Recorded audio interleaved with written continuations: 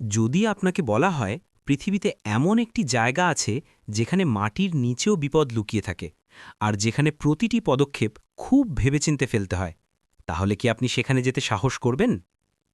এটি হল সাহারা মরুভূমি, যা উত্তর আফ্রিকায় অবস্থিত পৃথিবীর সবচেয়ে বড় উষ্ণ মরুভূমি। প্রায় ৯০ লক্ষ বর্গ কিলোমিটার জুড়ে বিস্তৃত এই বিশাল মরুভূমি।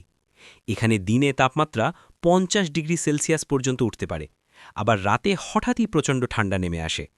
অনেক জায়গায় শত শত কিলোমিটার পর্যন্ত শুধু বালি আর বালি দেখা যায়। এই মরুভূমিতে পাওয়া যায় ডেথ স্টকার বিচ্ছু, যাকে পৃথিবীর সবচেয়ে বিপজ্জনক বিচ্ছুদের মধ্যে ধরা হয়।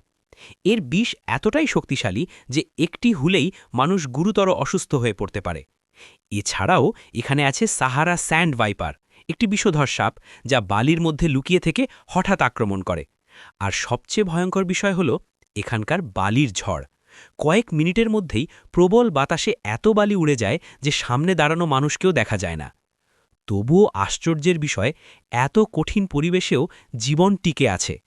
উটের কাফেলা, ছোট ছোট ওয়েসিস আর মরুভূমিতে বসবাস করা মানুষ শত শত বছর ধরে এই প্রকৃতির সাথে মানিয়ে নিয়ে বেঁচে আছে।